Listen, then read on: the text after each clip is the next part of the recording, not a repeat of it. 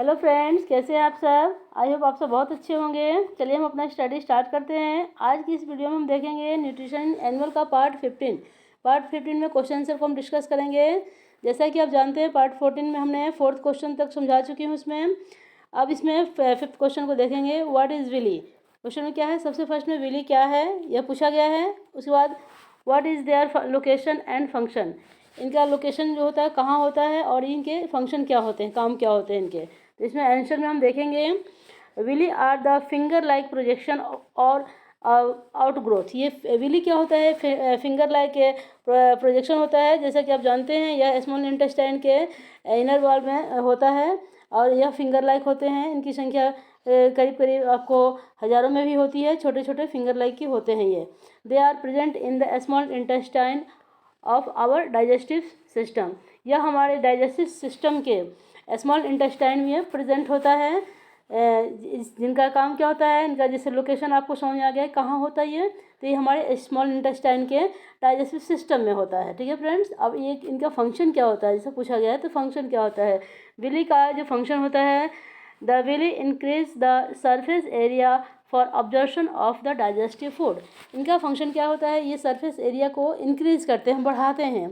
क्यों बढ़ाते हैं, क्योंकि फूड का जो होता है ऑब्जर्शन अच्छे से हो सके। डाइजेशन जो होता है, डाइजेशन होने के बाद जो फूड का ऑब्जर्शन होता है वो अच्छे से हो सके। चलिए फ्रेंड्स, अब हम क्वेश्चन 6 को देखते हैं। क्वेश्चन 6 में क्या पूछा गया है, where is the bile product, ठीक है ना, produce which components of the food does it help to digest. अब ये इसमें यह पूछा गया है कि जो बाइल होता है वो कहाँ से प्रोड्यूस्ड होते हैं, वो कहाँ पे प्रोड्यूस होते हैं। ठीक है, तो इसमें हम देखेंगे इसमें आंसर में कि bile juice is produce in the liver. ये जो बाइल जूस होता है लीवर में प्रोड्यूस होता है। जैसा कि आप जानते हैं, हमने आपको पढ़ाया भी है कि लीवर में प्रोड्यूस होते हैं। And it help the digestion of fat by breaking large fat globules into the small ones. अब यह जो होता है क्या करता है, बाइल जूस में ये जो होता है प्रोड्यूस होता है, यह बाइल जूस लीवर में प्रोड्यूस होता है। और यह क्या करता है, डाइजेशन ऑफ फैट का क्या करता है, डाइजेशन करता है by breaking large fat global in the small ones. और जो लार्ज फैट होते हैं उसको ब्रेक करके स्मॉल फैट्स में चेंज करता है। यह इनका फंक्शन हो गया, इसमें यह काम करते हैं आपके लिवर। ठीक है फ्रेंड्स। अब हम 7th, चलिए फ्रेंड्स तो हम क्वेश्चन नंबर 7th में देखते हैं। 7th में क्या पूछा गया क्वेश्चन में, देखिए name the types of carbohydrate the that can be digested by the ruminants but not bye humans.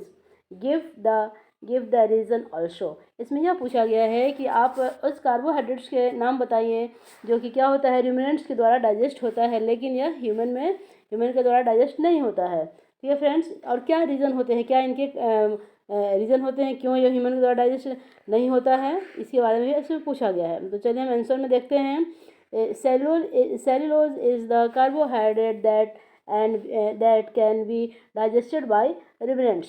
अब ये क्या है, ruminants को पूछा गया है। इसमें इस कार्बोहाइड्रेट्स को पूछा गया है जो कि ruminants के द्वारा डाइजेस्ट होते हैं। उनका नाम क्या है, इसमें देखिए सेलुलोज है। सेलुलोज क्या होता है, जैसा कि आप जानते हैं ruminants के द्वारा डाइजेस्ट होता है। क्यों, बट ये आपको यहाँ तक तो आपको समझ में आ गया कि ये ruminants के द्वारा जो डाइजेस्ट होता है वो सेलुलोज है। ठीक है।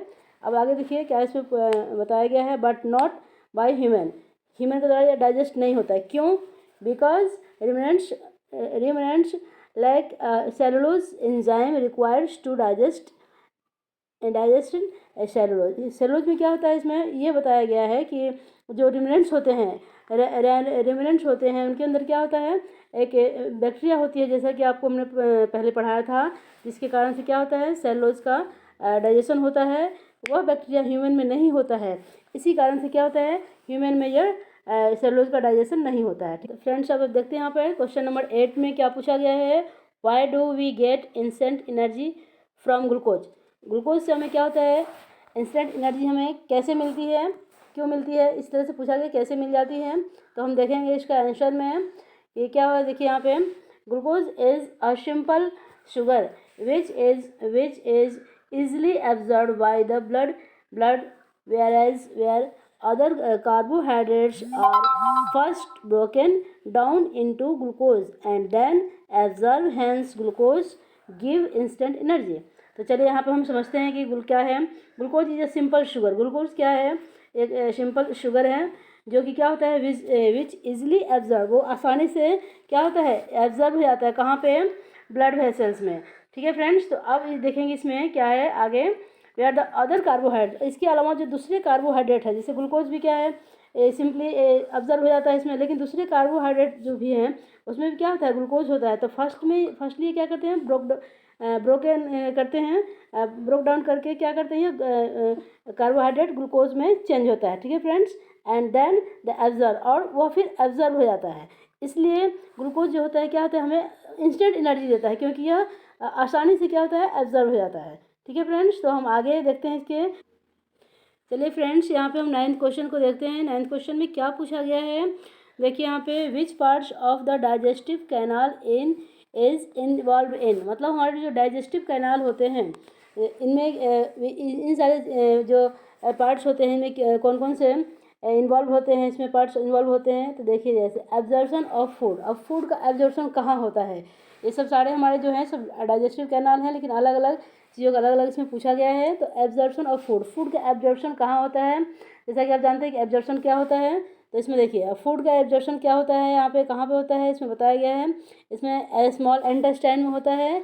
इसमें आप कहीं मतलब गलती से ये ना सोचिएगा कि यहाँ पे लार्ज इंटेस्टाइन होगा, क्योंकि एब्जॉर्प्शन है, लेकिन फूड का एब्जॉर्प्शन सिर्फ स्मॉल इंटेस्टाइन में होता है। ठीक है फ्रेंड्स, अब देखिए सेकंड में पूछा गया है चिविंग ऑफ फूड। अब फूड का क्या, चिविंग कहाँ होता है, फूड को जो हम चबाते हैं कहाँ चबाते हैं, इसमें देखिए कैसे चबाते हैं। तो इसमें बताया गया यहाँ पे बकल कैविटी, बकल कैविटी को जैसा कि आप जानते हैं माउथ भी कहते हैं। और यहाँ पे क्या करते हैं, माउथ में जब फूड को लेते हैं तो उसको हम चबाते हैं, तो ये आपको यहाँ पे बकल कैविटी आएगा। थर्ड वाले में देखिए किलिंग ऑफ बैक्टीरिया, बैक्टीरिया का किलिंग कहाँ होता है। तो देखिए यहाँ पे बताया गया, यहाँ पे बैक्टीरिया, यहाँ पे बैक्टीरिया का जो किलिंग होता है वो स्टमक में होता है। जैसा कि आपने उसमें पढ़ा भी होगा कि जो क्या होते हैं, जो हार्मफुल बैक्टीरिया होते हैं उसको किल कर देता है, तो इनकी किलिंग कहाँ होती है, स्टमक में होती है। ठीक है फ्रेंड्स, अब हम देखेंगे आगे यहाँ पे फोर्थ वाले में कंप्लीट डाइजेशन ऑफ फूड, हमारे जो फूड का जो होता है कंप्लीट डाइजेशन कहाँ होता है। जैसे कि आपने पढ़ा भी होगा, हमारे फूड का जो कंप्लीट डाइजेशन होता है वो कहाँ होता है, स्मॉल इंटेस्टाइन में होता है, पूरी तरह से डाइजेशन हो जाता है यहाँ पे। अब हम फिफ्थ में देखेंगे फॉर्मेशन ऑफ फेसेस। अब डाइजेशन होने के बाद जैसा कि आपने पढ़ा होगा कि जो फेसेस का फॉर्मेशन होता है, फेसेस जैसे कि आप जानते हैं कि जो फूड पूरी तरह से डाइजेस्ट होते हैं उसके बाद जो मटेरियल जो बचते हैं जो अनडाइजेस्टेड होते हैं वो फेसेस होते हैं, वो उनका फॉर्मेशन कहाँ होता है, वो लार्ज इंटेस्टाइन में होता है। ठीक है फ्रेंड्स, तो ये आपके हो गए क्वेश्चन के हिसाब के आंसर हो गए। अब हम देखते हैं 10th को। चलिए फ्रेंड्स, अब देखते हैं क्वेश्चन नंबर 10th में क्या पूछा गया। इसमें 10th में देखिए लिखिए यहाँ पे, right one similarities and one difference between nutrition in amoeba and human beings. इसमें पूछा गया है कि ह्यूमन बींग्स और अमीबा में एक एक सिमिलरिटीज बतानी है और एक एक डिफरेंस बतानी है, क्या क्या समानता है और क्या असमानता है इसके अंदर। ठीक है, तो देखते हैं इसमें आंसर में क्या है। सिमिलरिटीज में देखते हैं पहले समानता क्या है उनके, उन दोनों में। Both amoeba and human beings follow the holozoic types of nutrition. इसमें यह बताया गया है कि जो अमीबा होते हैं और ह्यूमन बींग्स होते हैं वो अपना न्यूट्रिशन सेम टाइप से लेते हैं, होलोजोइक टाइप से लेते हैं। होलोजोइक टाइप्स में जैसे कि आप जानते हैं कि ये क्या होता है, हेटरोट्रॉपिक न्यूट्रिशन होता है, जिसमें अपना भोजन क्या करते हैं, स्वयं नहीं बनाते हैं, दूसरे से लेते हैं वे। तो अमीबा और ह्यूमन जो क्या करते हैं, अपना भोजन वो दूसरों से ही लेते हैं, जिसको हम होलोजोइक टाइप्स ऑफ न्यूट्रिशन कहते हैं। ठीक है फ्रेंड्स, अब डिफरेंस देखते हैं दोनों में अंतर क्या है। अंतर में देखिए यहाँ पे humans and take food through buccal cavity, human जो होते हैं अपना भोजन किससे लेते हैं, बकल कैविटी से लेते हैं।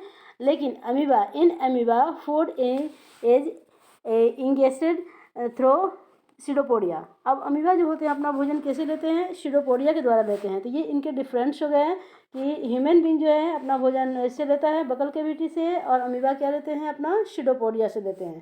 ठीक है फ्रेंड्स, तो ये आपके हो गए डिफरेंस। ठीक है फ्रेंड्स, तो अब यहाँ पे अपने 3 क्वेश्चन अभी बचे हुए हैं, तो जिसको हम नेक्स्ट वीडियो में देखेंगे।